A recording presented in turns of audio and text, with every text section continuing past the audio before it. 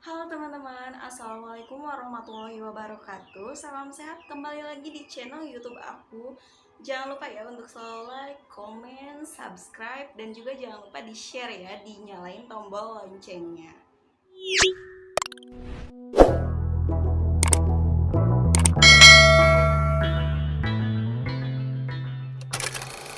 Baik teman-teman, di video kali ini aku akan bahas tentang bener nggak sih kalau rawat inap pakai BPJS Kesehatan itu hanya dibatasi waktunya cuma 3 hari aja. Maksudnya 3 hari 3 malam menginapnya, setelah itu dipaksa pulang. Oke, jawabannya itu hoax ya teman-teman. Jadi kalau rawat inap pakai BPJS Kesehatan itu untuk ketentuan waktunya itu berapa lama di rumah sakitnya itu tergantung indikasi dari penyakitnya dan tergantung dari dokter yang merawatnya. Gitu ya teman-teman. Jadi kalau misalkan nih kalian rawat inap di rumah sakit atau misalkan fasilitas kesehatan tingkat keberapa gitu, tiba-tiba udah 3 hari disuruh pulang gitu. Karena kalau menurut aku sih nggak mungkin juga ya, kalau belum sembuh disuruh pulang itu kayaknya nggak mungkin banget. Karena ini udah jelas ya dari BPJS Kesehatannya sendiri, kalau misalkan waktu untuk rawat inap itu ditentukan dari indikasi penyakit dan dokter yang merawatnya. Kalian kalau udah disuruh pulang berarti ya udah sembuh gitu, udah bisa rawat jalan dan hanya perlu kontrol ke rumah sakitnya aja. Jadi hoax ya atau bohong teman-teman kalau misalkan kalian dirawat inap rumah sakit itu ada batasan waktunya yang katanya itu cuma 3 hari. Lalu dari mana nih aku dapat infonya?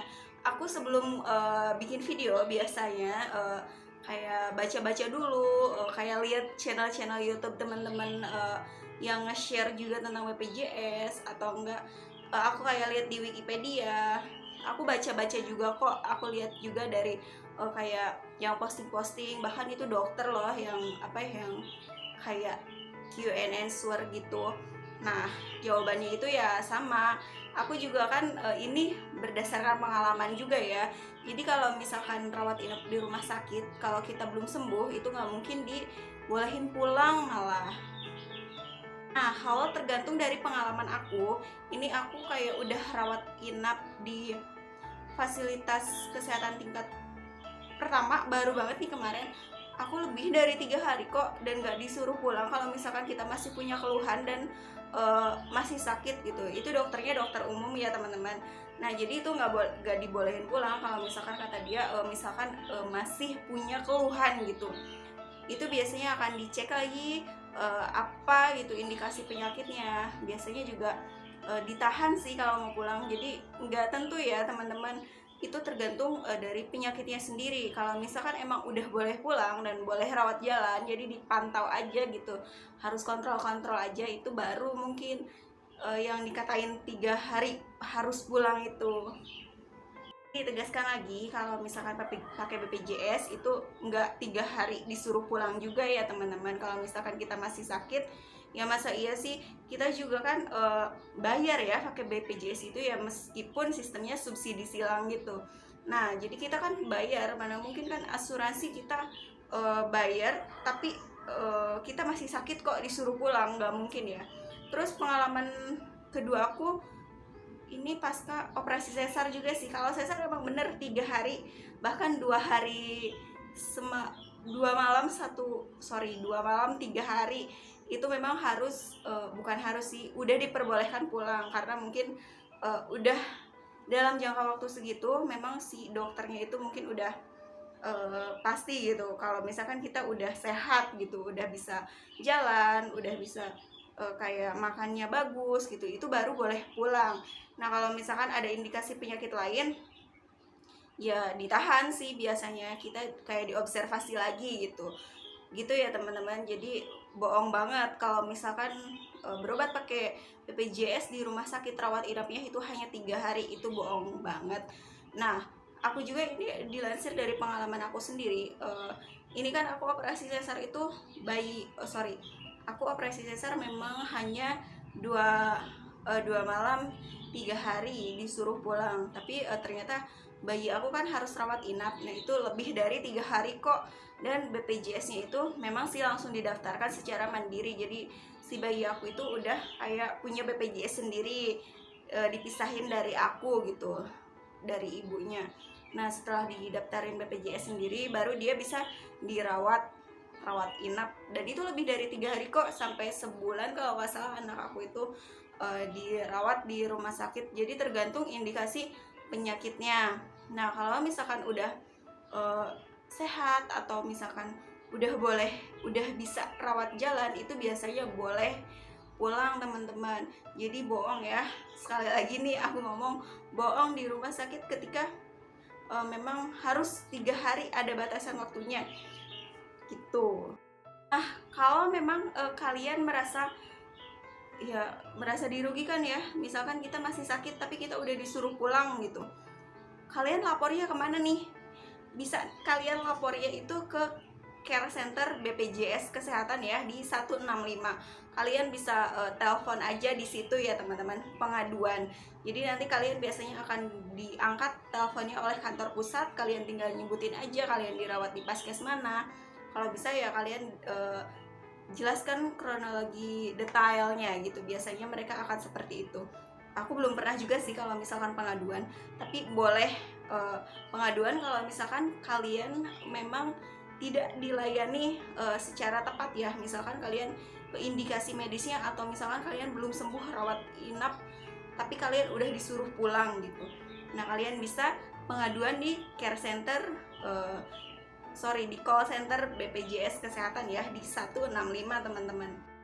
Oke teman-teman, itu aja bahasan video aku yang ini. Jadi hoax ya teman-teman, di garis bawahi. Kalian sakit rawat inap di rumah sakit itu hanya 3 hari batas waktu rawat inapnya, itu bohong.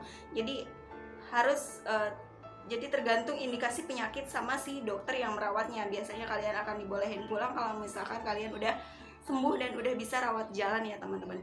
Oke itu aja video yang aku share hari ini. Mudah-mudahan bermanfaat untuk kalian, terutama untuk diri aku sendiri yang share-nya. Mudah-mudahan kita terus bertambah ilmu teman-teman. Jadi kalau misalkan ada pertanyaan boleh di kolom komentar. Kalau misalkan aku nggak bales komentarnya, kalian boleh direct message aja di DM Instagram aku, ada di deskriptif channel aku ya, di Lucy 1717 itu IG aku ya, boleh di DM aja. Kalau misalkan kurang nanti DM misalkan kebuka, nanti aku cantumin deh WA aku, kalian boleh WA aku ya kalau misalkan ada pertanyaan-pertanyaan. Kita sharing aja teman-teman di sini. Aku juga nge-share video, buka channel ini buat sharing aja. Jadi apa yang aku tahu aku kasih tahu ke kalian gitu. Soalnya masih banyak gitu masyarakat Indonesia yang belum tahu gitu tentang ya BPJS kesehatan ini, yang harusnya kita semua masyarakat udah di cover sama BPJS kesehatannya gitu. Harusnya ya sebagai salah satu orang yang alhamdulillah udah paham gitu dengan pengalaman-pengalaman aku di tahun-tahun sebelumnya, ya aku share aja di sini gitu, biar aku juga nggak repot gitu kalau misalkan ada yang nanya, aku kasih aja videonya gitu. Atau enggak bolehlah di stay tune terus video aku biar kalian tahu gitu gimana caranya. Jadi penting banget ya BPJS kesehatan ini. Kalian jangan kalau udah sakit aja baru datang ke BPJS. Jangan kayak gitu ya teman-teman, nanti nyesel loh. Apalagi kalau misalkan kalian amit-amit ya, kalau sakit kan kita nggak tahu ya gitu. Jadi kalau misalkan kita udah punya coveran, kita tuh tenang gitu, mental kita aman gitu kalau punya BPJS. Setidaknya ya mental kita terjaga gitu. Ya aku berharap sih kan BPJS ini ada dua ya, ada yang maksudnya ada dua dari cara pembayarannya itu, ada yang PBI yang dibayarin pemerintah itu, dan ada yang mandiri. Kalau yang dibayarin perusahaan itu kan yang PPU yang kerja gitu. Nah mudah-mudahan yang dibayarin pemerintah ini datanya nggak salah sasaran ya, mudah-mudahan gitu. Jadi ya orang mampu biasanya kok dapat gitu, tapi orang yang nggak mampu gitu kok harus bayar gitu. Mudah-mudahan tepat sasaran untuk BPJS PBI-nya, dan mudah-mudahan ketika kita kan yang namanya ekonomi itu kadang stabil, kadang enggak. Ya untuk yang tidak mampu mudah-mudahan bisa diperjuangkan oleh pemerintah setempatnya gitu untuk didaftarkan ke BPJS yang PBI yang dibayar oleh pemerintah itu, baik APBD atau APBN. Ya mudah-mudahan pemerintah kita atau aparat kita itu care lah sama masyarakatnya gitu, bukan hanya mementingkan dirinya sendiri. Ketika dia bekerja, ketika dia punya pengetahuan, dia hanya mengurus dirinya sendiri dan keluarganya tanpa mementingkan apa sih manfaat dirinya itu di kerjaannya itu gitu loh. Sebaik-baiknya ilmu itu dibagikan ya teman-teman, diamalkan. Kalian percuma punya ilmu kalau disimpan di diri sendiri, kalian gak akan dapat pahala teman-teman. Mau dibawa ke liang lahat pun ya emang sih ilmu itu bawanya, katanya itu ada hadisnya juga ya. Ya sebaik-baiknya itu diamalkan lah. Kalau ilmu ngapain dibawa-bawa juga. Ya emang sih nggak berat bawa ilmu, tapi alangkah lebih baiknya kita ngasih tahu orang-orang yang kurang tahu gitu loh. Jadi itu aja video yang aku share hari ini, mudah-mudahan bermanfaat. Pokoknya stay tune terus di video-video aku, di channel aku. Mudah-mudahan kita selalu bertemu ya di video-video aku selanjutnya. Dukung aku terus, jangan lupa di like, comment, subscribe, di share video aku biar banyak yang view ya, biar aku terus semangat bikin video ya, dan terus ngasih ilmu atau misalkan sharing ke kalian semua. Oke, itu aja teman-teman. Assalamualaikum warahmatullahi wabarakatuh.